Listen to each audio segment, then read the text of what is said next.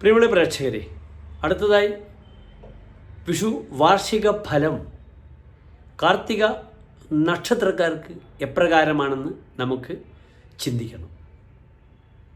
നിങ്ങൾ മനസ്സിലാക്കണം, കാർത്തിക നക്ഷത്രത്തിൻ്റെ ആദ്യത്തെ 15 നാഴിക മേടം രാശിയാകുന്നു, അവസാനത്തെ 45 നാഴിക ഇടവം രാശിയിലാകുന്നു.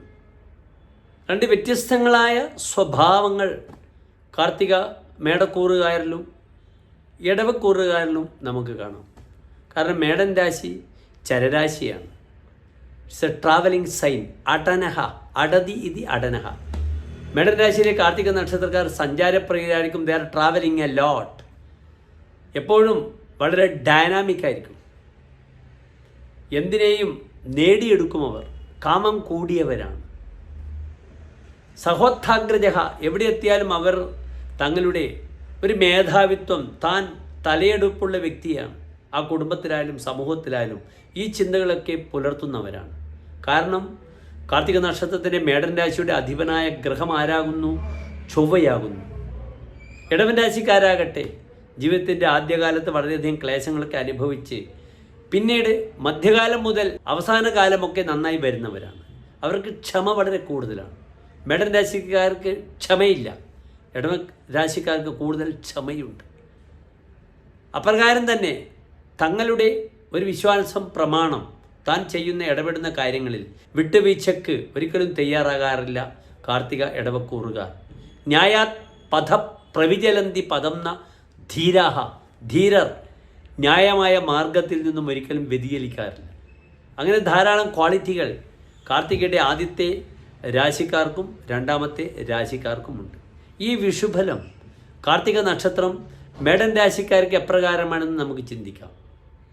ഇപ്പോൾ മേടൻ 1-ാം തീയതി സൂര്യൻ ഉച്ചസ്ഥനായി നിൽക്കുന്ന സമയത്താണ് വിഷുവർഷം ആരംഭിക്കുന്നത്. അങ്ങനെ സൂര്യൻ ഉച്ചത്തിൽ നിന്നും ശത്രുക്ഷേത്രം, സമക്ഷേത്രം, നീചക്ഷേത്രം, അഷ്ടമഭാവം, ഇങ്ങനെ സൂര്യൻ ഒരു വർഷം സഞ്ചരിച്ചുകൊണ്ടിരിക്കും. ഇതിൽ കാർത്തിക മേടൻ രാശിക്കാർ ശ്രദ്ധിക്കേണ്ടത് ഒരു സമയം, കർക്കിടക മാസത്തിൽ സൂര്യൻ സഞ്ചരിക്കുന്നത് അത്ര ഗുണമല്ല.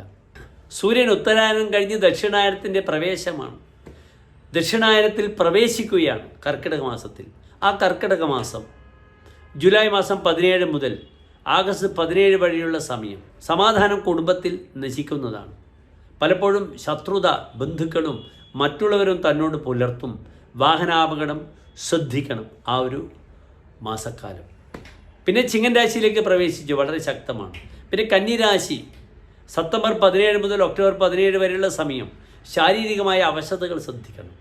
അസ്ഥി സംബന്ധമായ ബുദ്ധിമുട്ടുകൾ, പാദങ്ങൾക്കുണ്ടാകുന്ന വൈകല്യങ്ങൾ, വാഹനാപകടങ്ങൾ, ഇതൊക്കെ ശ്രദ്ധിക്കണം കാർത്തിക മേടക്കൂറുകാർ.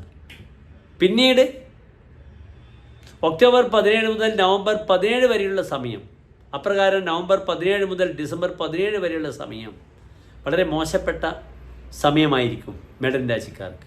കാരണം അവിടെ എവിടത്തേക്ക് പ്രവേശിക്കുന്നു? സൂര്യൻ 7-ാം ഭാവത്തിലേക്ക് പ്രവേശിക്കുന്നു, നീചരാശിയിലേക്ക്, തുലാൻ രാശിയിൽ. അത് വളരെയധികം ബുദ്ധിമുട്ടുകൾ സ്ത്രീ സംബന്ധമായ വിഷയത്തിൽ ഉണ്ടാക്കും. ഭാര്യാഗൃഹത്തിൽ ഭാര്യയ്ക്ക് തീ കൊണ്ട് ബുദ്ധിമുട്ടുണ്ടാകാം. ധാരാളം ശത്രുക്കൾ വരും, വാഹനാപകടങ്ങൾ ഉണ്ടാകും. വളരെ മോശപ്പെട്ട സമയമാണത്. അപ്രകാരം അഷ്ടമത്തിൽ വരുമ്പോഴും അങ്ങനെയാണ്. വൃശ്ചികത്തിലെ സൂര്യൻ ഒരിക്കലും നന്മകളെ പ്രദാനം ചെയ്യുകയില്ല.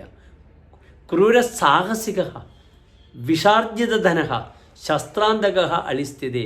ക്രൂരനും സാഹസികനുമായി തീരും. ഒന്നും നോക്കാതെ എടുത്തു ചാടും. ശസ്ത്രക്രിയകൾക്ക് വിധേയനാകേണ്ടി വരും. വിഷത്തിലൂടെ ധനം വരും.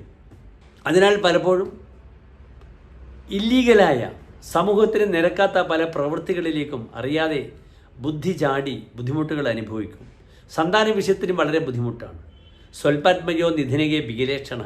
നേത്രരോഗങ്ങൾ വരിക, കണ്ണുകൾക്ക് രോഗങ്ങൾ വരിക, മക്കൾക്കുണ്ടാകുന്ന അരിഷ്ടതകൾ വളരെയധികം വരും. മേടൻ രാശിക്കാർക്ക് ഈ ഒരു സമയങ്ങൾ 60 ദിവസം. പിന്നീട് പ്രശ്നമില്ല. പിന്നീട് ധനുരാശിയിലേക്ക് വന്നു. മകരം കുഴപ്പമില്ല, ഉത്തരായനത്തിൽ വന്ന് ദിഗ്ബലവാനായി. പിന്നെ കുംഭത്തിലേക്ക് 11-ലാണ്, കുഴപ്പമില്ല, അതും കുഴപ്പമില്ലാതെ മുമ്പോട്ട് കൊണ്ടുപോകും. പക്ഷേ മീനത്തിൽ വരുമ്പോൾ വീണ്ടും ബുദ്ധിമുട്ടാണ്. ഒരു വർഷത്തെ വിഷു ഫലത്തിൽ ആ മീനമാസം അത്ര ഗുണമല്ല. മാർച്ച് 14 മുതൽ ഏപ്രിൽ 14 വരെ ആ സമയത്ത് പതിതസ്തുരിപ്പേ, പാതിത്യം വരും, വീഴ്ച വരും. അതിനാൽ കാർത്തിക നക്ഷത്രക്കാർ എന്തൊക്കെ ചെയ്യണം? ഞാൻ മേൽ സൂചിപ്പിച്ച കാര്യങ്ങൾ വളരെ കൃത്യതയോടുകൂടി മനസ്സിലാക്കുക. എന്നിട്ട് ആദിത്യ ഹൃദയ മന്ത്രം ജപിക്കുക. ശിവക്ഷേത്രത്തിൽ കൂവളമാല ജലധാര വഴിപാടുകൾ ചെയ്യുക. പ്രായമുള്ള പിതാവിൻ്റെയൊക്കെ പേരിൽ മൃത്യുഞ്ജയ ഹോമമോ മൃത്യുഞ്ജയ പുഷ്പാഞ്ജലി ചെയ്യുക. സൂര്യനെ പറ്റി ചിന്തിക്കുമ്പോൾ നാം അച്ഛനെയാണ് ചിന്തിക്കേണ്ടത്. താതശ്ചാത്മപ്രഭാവ, പിതാവും തൻ്റെ പ്രഭാവവുമാകുന്നു സൂര്യൻ. അതിനാൽ അച്ഛന് ബുദ്ധിമുട്ടില്ലാതെ നോക്കണം. ഇനി ഇടവൻ രാശിക്കാർക്ക് കാർത്തിക നക്ഷത്രം സ്വതവേ ലഗ്നത്തിൽ വരുന്നു. എപ്പോൾ? മെയ് 15 ടു ജൂൺ 15 വരെയുള്ള സമയം. ഈ സമയത്ത് ശാരീരികമായ അവശതകളൊക്കെ ശ്രദ്ധിക്കണം. ശിരോജന്യമായ രോഗങ്ങളുണ്ടാവും. പലപ്പോഴും തൻ്റെ പ്രഭാവം അങ്ങേയറ്റം വ്യക്തമാക്കണമെന്ന് ഇല്ല. സമൂഹത്തിൽ അനാവശ്യമായ ഉത്കണ്ഠകൾ തന്നെ ഭരിക്കും. കാരണം 4-ാം ഭാവാധിപനാണ് രാശിയിൽ നിൽക്കുന്നത്. 4-ാമ ഹൃത്താണ്. ഹൃദയ സംബന്ധമായ ഉദ്വേഗങ്ങൾ വളരെയധികം വർദ്ധിക്കും.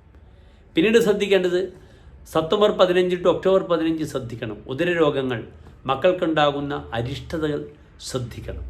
പിന്നീട് ഏറ്റവും ശ്രദ്ധിക്കേണ്ടത് ഭൂമി നഷ്ടപ്പെടുക, വാഹന അപകടങ്ങൾ ഉണ്ടാവുക, നാൽക്കാലികളെ കൊണ്ടുള്ള ബുദ്ധിമുട്ടുകൾ ഉണ്ടാവുക, അസമയത്ത് യാത്രയിൽ അനാവശ്യമായി മറ്റുള്ളവർ തന്നെ പഴിചാരുക, തന്നെ ഉപദ്രവിക്കാൻ ശ്രമിക്കുക.